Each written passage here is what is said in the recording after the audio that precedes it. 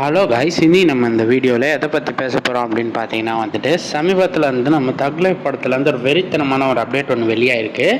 So இதை பற்றி தான் நம்ம இந்த வீடியோ கடைசி வரைக்கும் பேச போகிறோம். ஸோ மறக்காமல் வீடியோ கடைசி வரைக்கும் பாருங்கள். இப்போ தான் நம்ம சேனலை புதுசாக பார்க்குறீங்க அப்படின்னா மறக்காமல் சேனலை சப்ஸ்கிரைபும் பண்ணி வச்சுக்கோங்க. ஸோ வாங்க வீடியோக்குள்ளே போகலாம். இப்போ பார்த்தீங்கன்னா நம்ம தக்லைஃப் படத்துலேருந்து பயங்கரமான அப்டேட்ஸ்லாம் ஒன்றுக்கு ஒன்றா ரிலீஸ் ஆகிட்டுருக்கேன். தக்லைஃப் படத்தில் இருக்கிற எல்லா பாட்டுமே ரிலீஸ் ஆகிடுச்சு அப்படின்னு தான் சொல்லணும்.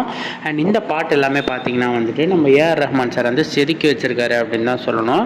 அண்ட் எல்லா பாட்டுமே நல்லா இருக்குது. அண்ட் நம்ம சிம்புக்குமே ஒரு பாட்டு பக்காவாக போட்டிருக்காரு. அண்ட் இந்த படம் இன்னொரு 5 நாளில் படம் தேட்டரில் ரிலீஸ் ஆக போகிறதுனால ஃபேன்ஸ் மத்தியில் இந்த படம் பயங்கரமான ஒரு எதிர்பார்ப்பு பெற்றிருக்கு.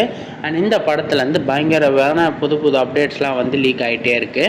அண்ட் அந்த வரிசையில் பார்த்தீங்கன்னா இப்போ நம்ம மணிரத்னமும் கமல் சாரும் சேர்ந்து ஒரு பயங்கரமான ஒரு டிஏஜிங் ஒன்று பண்ணியிருக்காங்க. அண்ட் இந்த படத்தில் நம்ம கமல் சாரோட நாயகன் படத்துக்கான ஒரு ரெஃபரன்ஸும் ஒன்று வச்சுருக்கிறதா சொல்கிறாங்க. அண்ட் அந்த படத்தோடைய ஒரு சின்ன ஒரு இது இருக்குது, இந்த படத்தில் கனெக்டிவிட்டி இருக்குது அப்படின்னு பேச்சு போயிட்டுருக்கு. ஸோ இந்த அப்டேட் பார்த்திங்கன்னா கமல் சாரோட ஃபேன்ஸுக்கு ஒரு பயங்கரமான ஒரு ட்ரீட்டாக இருக்கும்.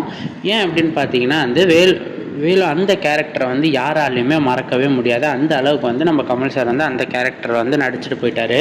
அண்ட் அந்த படத்துக்கு அப்புறம் தான் இந்த ஊர்லேயே எல்லாருமே கேங்ஸ்டர் படம்னா எப்படி எடுக்கணும் அப்படின்றது ஒரு சில உதாரணமாக அந்த படம் இருந்திருக்கு.